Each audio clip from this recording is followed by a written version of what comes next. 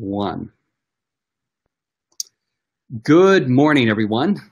My name is Darren Jensen. I'm the CEO and president of LifeVantage Corporation. We're located in Salt Lake City, Utah.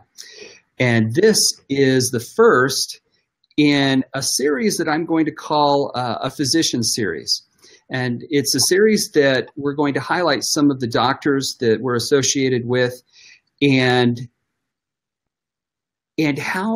talk about how products work, talk about nutrigenomics and the power of nutrigenomics, and really learn about new technology.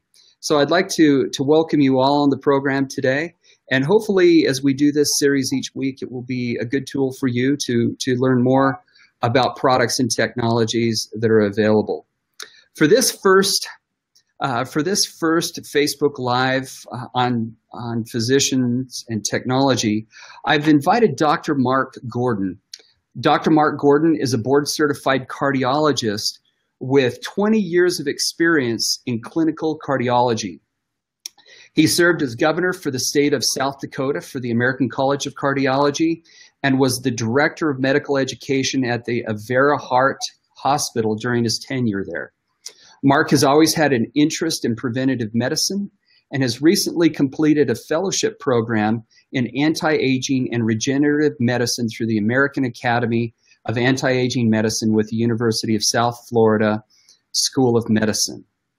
I also want to mention to you that as we're talking with Mark, you can comment in the comment box, and hopefully if you have any questions and if we have time, I'll try to pose those questions to Mark so that we get answers to any questions you might have. So without further ado, let me welcome Dr. Mark Gordon to our broadcast today. Welcome, Mark.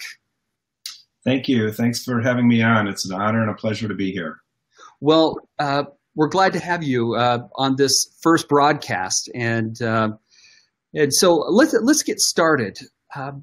You know, one of the most common today, the topic that we're going to discuss is NRF2, and one of the most common questions that I get is, what is NRF2, and what role does it have in the body? Can you explain that to us?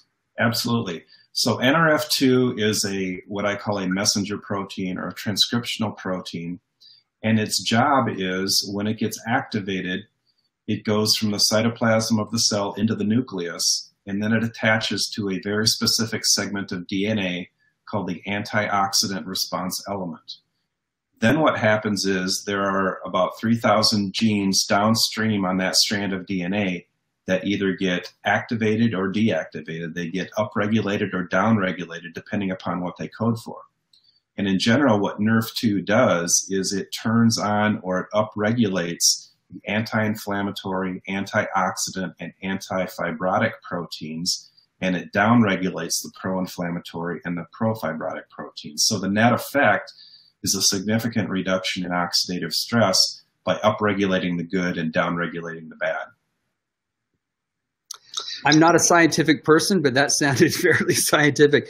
So basically, kind of in layman's terms, it turns on the oxidative ability of the body to lower the oxidative stress in the body. Is that? It turns on the genes that code for antioxidant enzymes, things like superoxide dismutase, catalase, glutathione, and hundreds of others. And those proteins, once they get made after activating the genes, they go and they scavenge the free radicals. And so oxidative stress is the damage that is caused to our cells by the effect of the free radicals. And free radicals are produced from just normal metabolism of food. We eat food, we burn that as fuel, and we create energy in the form of ATP. But we also create these toxic molecules called free radicals. And the free radicals are what cause the oxidative stress that lead to cellular damage, disease, and ultimately death. So as we age, our ability to produce these antioxidant enzymes declines. And that is just a function of age. And so when we get older, we actually age faster because the free radicals causing this damage to our cells leads to not only damage to our cells, disease, and death, but it also leads to the entire aging process. So when we are young, our bodies have a very effective built-in mechanism to fight those free radicals because we create these antioxidant enzymes that are literally thousands of times more potent than the antioxidants that we take in from the outside, like vitamin E, vitamin C, beta carotene, and the like. And these antioxidant enzymes can neutralize those free radicals, but when we're young, they do a great job. As we get older, we make less and less of them. So the problem is we create more and more free radicals. We have less of an ability to fight against them, and they do more and more damage. So there are ways that you can increase the production of these free radicals, or excuse me, of these antioxidant enzymes to fight the free radicals. And NRF2 activation is a great, great way to do that. And we've just really found out about the power and the strength of NRF2 activation in allowing our bodies to create more and more of these antioxidant enzymes just within like the last 10 years. There's been an absolute explosion of research in the area of NRF2 in the last 10 years.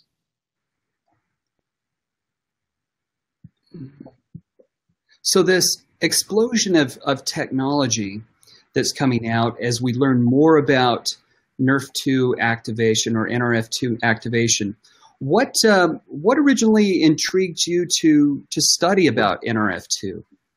Well, it was really interesting because, you know, I finished all of my medical training in the mid-90s, and that's about the time when NRF2 was actually discovered.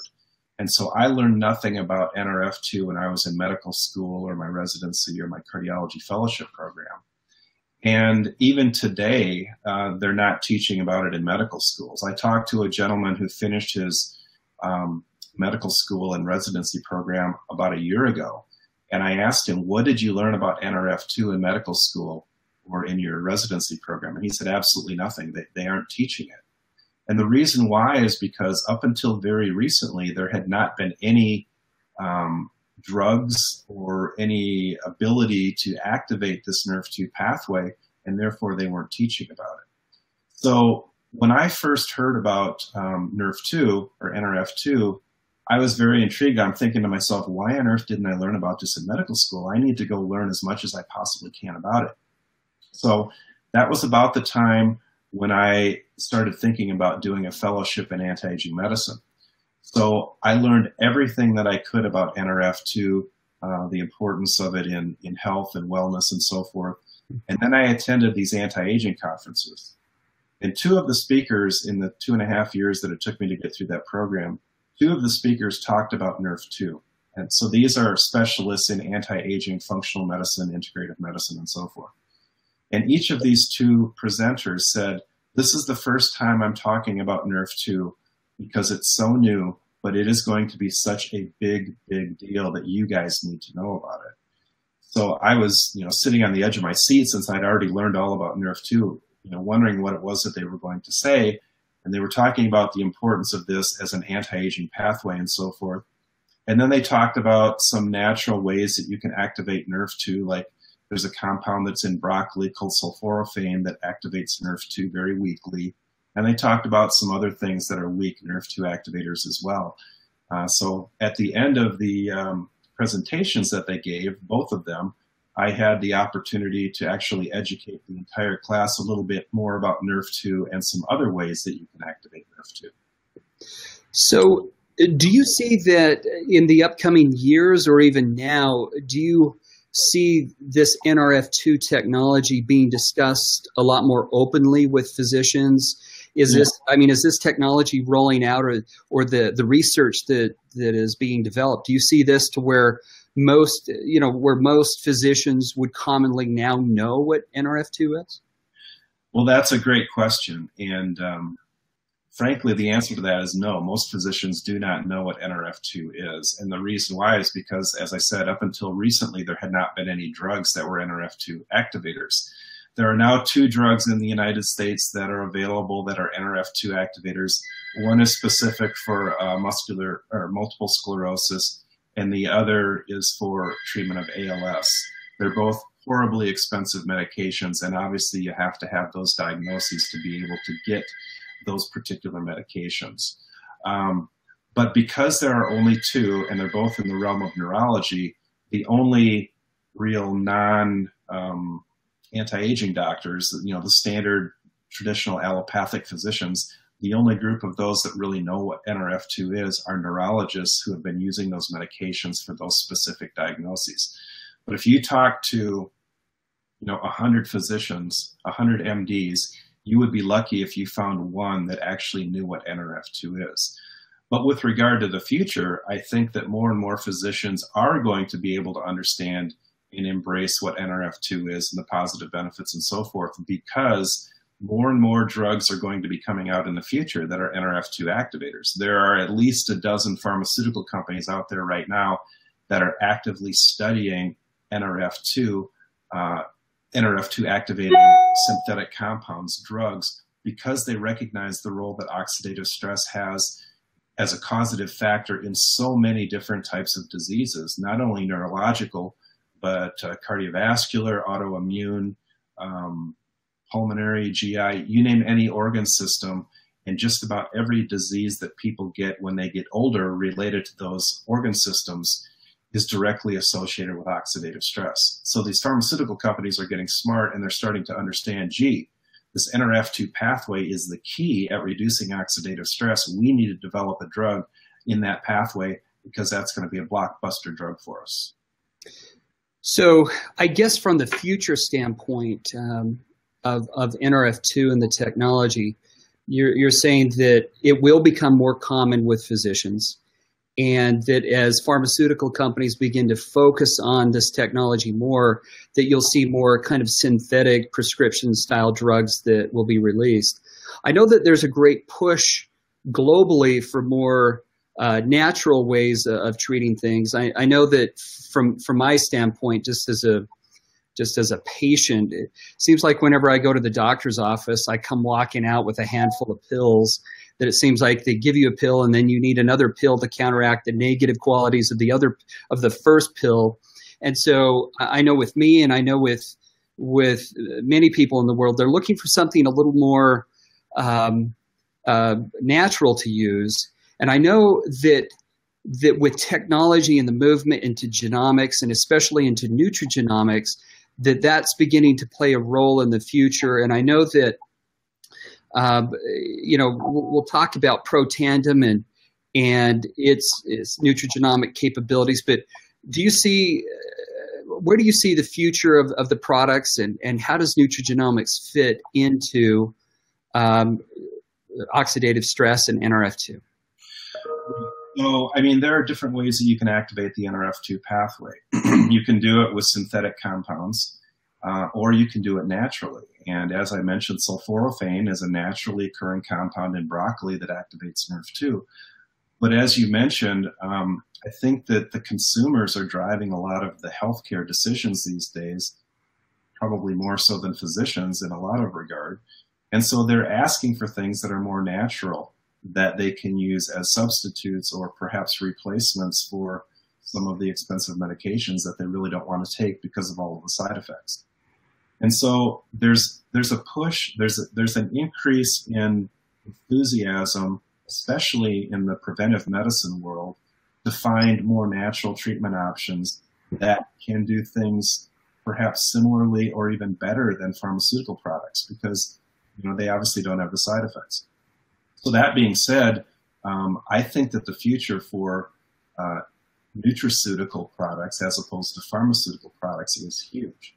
So you can activate NRF2 with a synthetic compound in a drug kind of a format, or you can use the nutrigenomic process, such as what we're talking about with our products, and that is that the genes that you have in your body are not necessarily going to cause you to have a specific disease. We used to believe that if you had, for example, the genetic predisposition to developing colon cancer, you were going to get colon cancer. But what we've come to learn with the nutrigenomics is that it's what you feed those genes that determine whether those genes get activated.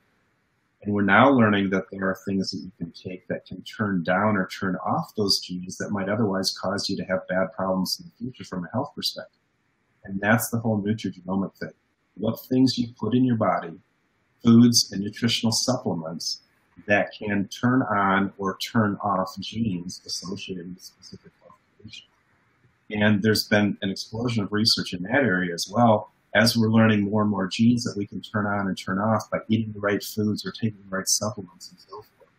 And as people are learning more and more about nutrigenomics, lay people, they're wanting those things. Those are the types of things that they come into doctors' offices and ask for. And unfortunately, most allopathic physicians in the United States are not educated in nutritional supplements, and therefore they don't know what to tell these people. I can tell you that when I was in medical school, I remember the one lecture that I had on nutrition. The instructor got up in front of our class of 200 medical students and said, the only thing that nutritional supplements do is give you expensive urine. And unfortunately, that's the mindset of a large proportion of physicians that are out there in the world, because since they don't understand the positive effect of nutritional supplements, especially in the nutrigenomic world, because they don't understand that, they don't recommend it, they don't buy into it, and frankly, they don't have any education to allow them to make an educated recommendation for their patients in that regard. So let's move on in topic to new technologies that have come out in nutrigenomics and the ability to upregulate gene expression, which helps with oxidative stress, and that would be Protandim NRF2. How did you talk to us about your exposure to the product and how, what intrigued you about Protandim and the technology that it has? Well, when I was still practicing as a cardiologist, I'd always had this interest in prevention. And so I was open to looking at different nutritional supplements and so forth and seeing what the research was related to them and their protective effects or their preventative effects and so forth. And so it was not uncommon that because I was known as the preventive guy, people would come to me, patients would seek me out and say, hey, Dr. Gordon, I started taking this new supplement and it's got this and that and the other in it. What do you think about it? So the first thing that I would do when I would get one of those patients is I would go to pubmed.gov and I'd type in the name of that particular product and I would see what research, if any, there was. And 99% of the time, there was zero research out there. And so I would go back to the patient. I would say, I can't tell you if this is good or bad. There's no research on it. And therefore, I don't know if it's going to do anything good for you. So I can't make a recommendation on it. So when I was first introduced to Protandim, I was asked to watch an ABC News investigative report that was done back in 2005.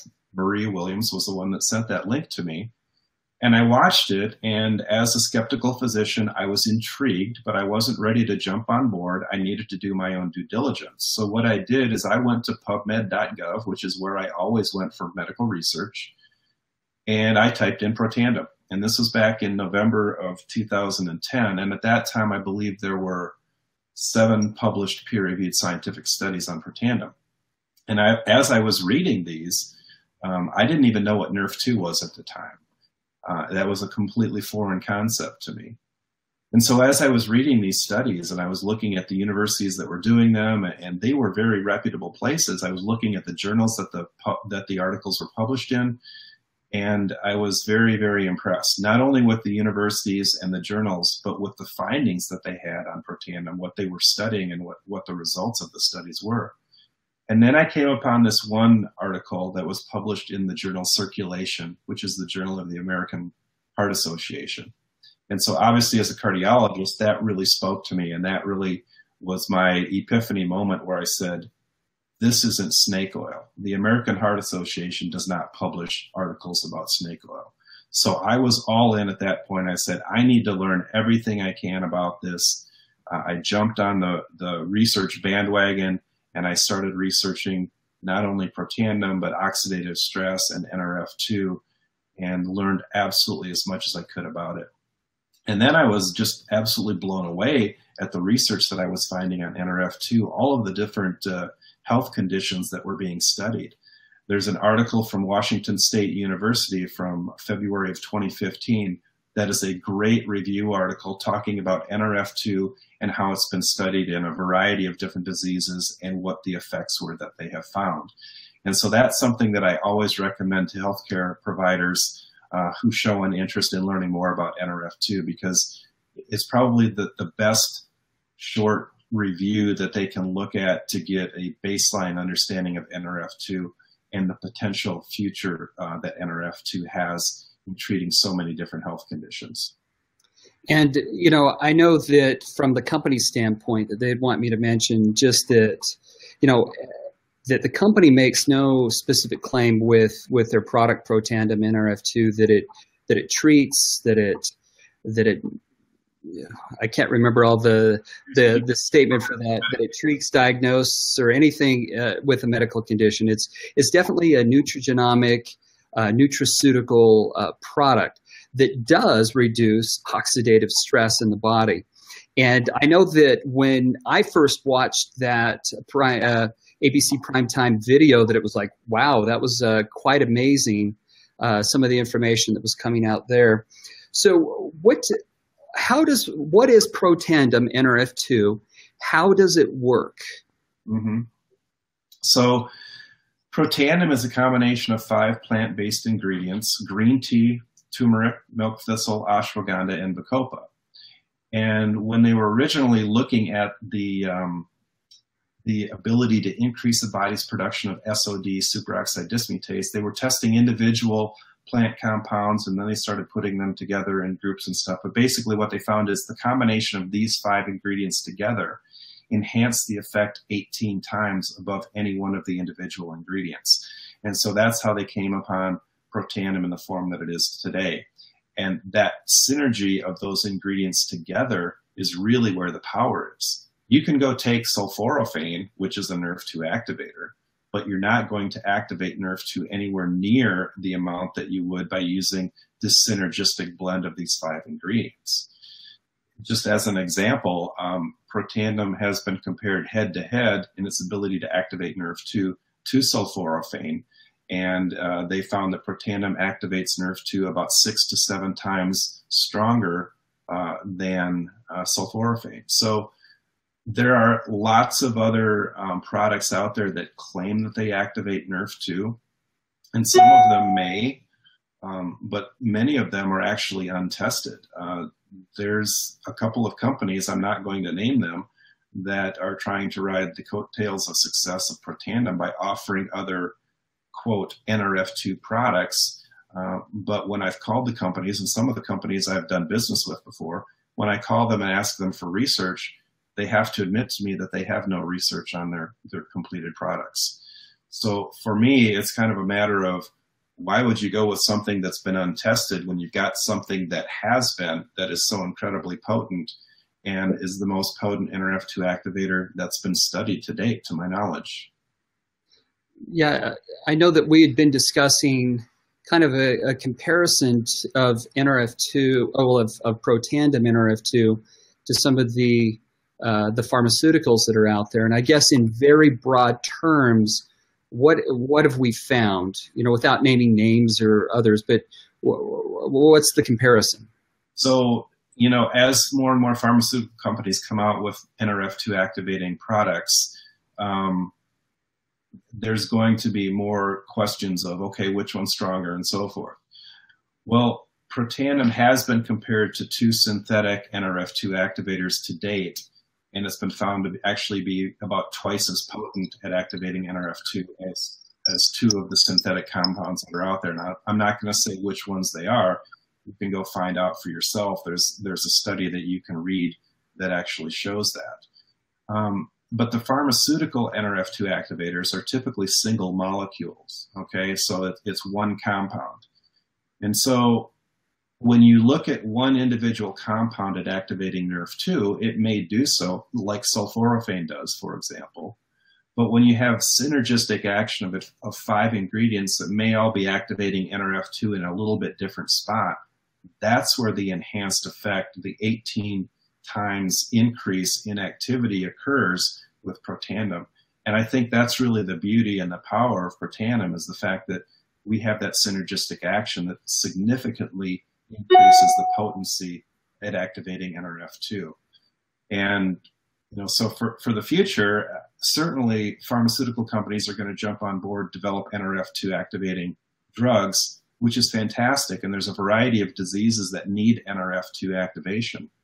But when you can activate NRF2 in a natural way, in a synergistic fashion, such as what Protandim does, and then you allow the body, by reducing oxidative stress, to do what it needs to do to help its own health conditions, that seems like the wave of the future for me, and certainly what the masses are wanting in more natural treatment options. All right. Well, Dr. Gordon, thank you for joining me today, and as well as many others who are online watching your presentation. And thank you for letting us know about the history of NRF2 as well as the future of it, and how Protandim NRF2 plays a role in that future of NRF2 activation. So thank you for being with us today. I've enjoyed listening to you. It's been my pleasure. Thank you so much for the opportunity. All right. We'll see you later. Thanks, Dr. Gordon. Bye-bye. Okay.